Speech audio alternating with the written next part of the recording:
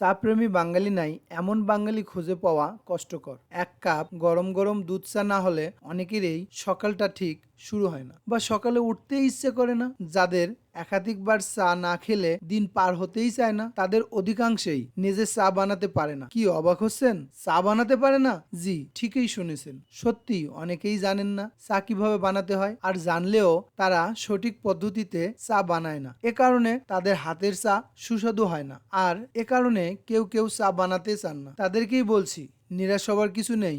আজ আমি আপনাদেরকে দেখিয়ে দিব কিভাবে দেখতে লোভনীয়, খেতেও অনেক সুস্বাদু মশলা দুধ চা বানানোর পদ্ধতি বা রেসিপি। সুস্বাদু বা স্বাদের দুধ চা বানাতে চাইলে আজকের ভিডিওটির প্রতিটি পার্ট খুবই গুরুত্বপূর্ণ। চলেন দেখে নেই আজকের সুস্বাদু মশলা দুধ চা বানানোর রেসিপি। মশলা দুধ চা বানাতে যে সকল উপকরণ প্রয়োজন: আদা, জল 2 কাপ, 3টি এলাচ, 4 কাপ দুধ, নিজের পছন্দ মতো চিনি, চা পাতা 2 চামচ। চায়ে রয়েছে কিছু উপকারী অ্যান্টিঅক্সিডেন্ট যা ইমিউন সিস্টেমকে উন্নত করে, রক্তের মধ্যে সুগার লেভেল নিয়ন্ত্রণ করতে সাহায্য করে, কোষের ক্ষতি কমায় তোলে এবং কার্ডিওভাস্কুলার নামক এক ধরনের রোগ প্রতিরোধে সাহায্য করে। দুধ চা বানাতে হলে প্রথমে দুধকে প্রিপারেশন করে নিতে হবে, মানে দুধটাকে তৈরি করে নিব।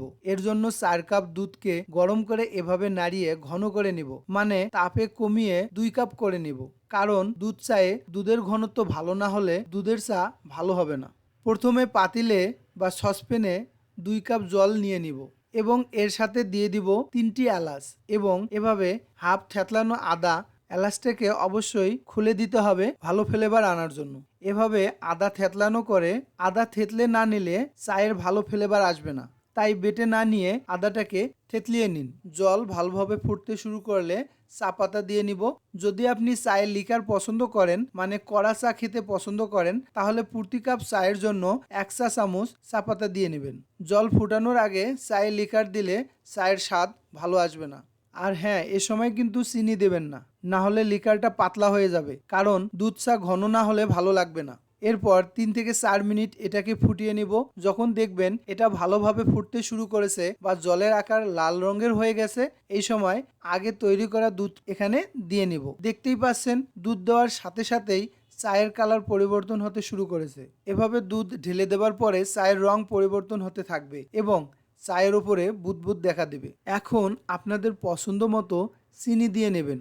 আমি মিষ্টি একটু কম খাই, তাই দিয়ে নিচ্ছি 2 চা চামচ চিনি। এরপর এগুলো আবার ভালোভাবে নাড়িয়ে 3 থেকে 4 মিনিট ফুটিয়ে নেব। চায়ে দুধ মেশানো হলে ইনসুলিনের কার্যকারিতা 90% কমিয়ে দেয়, আর যদি চায়ে ইনসুলিনের কার্যকারিতা কমে যায় তাহলে শরীরে ডায়াবেটিক্সের বিরুদ্ধে ইনসুলিনের যুদ্ধ করার ক্ষমতাও কমে যায়। তাই যারা দুধ চা খুবই ভালোবাসেন তারা দুধ এর পরিবর্তে সয়া দুধ খাওয়ার চেষ্টা করুন। মিশ্রণটি ভালোভাবে ফুটে উঠলে চুলা বন্ধ করে 2 থেকে 3 মিনিট ঢেকে রেখে দিন। এভাবে ঢেকে রাখলে চা পাতার মূল ফ্লেভার ভালোভাবে চায়ে মিশতে সাহায্য করবে। এখন ঢাকনা খুলে ছাঁকুনি দিয়ে চা ভালোভাবে সেঁকে নিন এবং গরম গরম পরিবেশন করুন সুস্বাদু মশলা দুধ চা। মনে রাখবেন কিন্তু চায়ের মধ্যে দুধ মিশ্রিত করলে তিতকুটে ভাব কেটে যায়, স্বাদ অনেক বৃদ্ধি হয়, কিন্তু অ্যান্টিঅক্সিডেন্টের পরিমাণ কমে যায়। গবেষণা থেকে জানা যায় খালি পেটে দুধ চা খাওয়ার কারণে অনেক সময় পেট ব্যথা, গ্যাস, অ্যাসিডিটির মতো জটিল অসুখে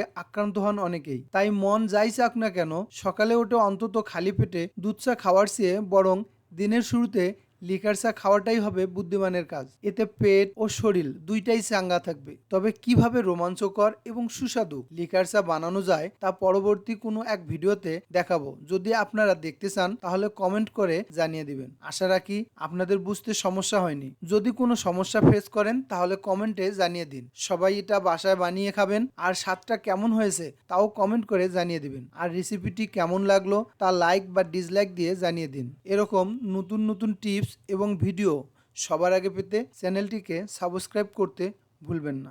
সবাই ভালো থাকবেন, সুস্থ থাকবেন। ধন্যবাদ সবাইকে।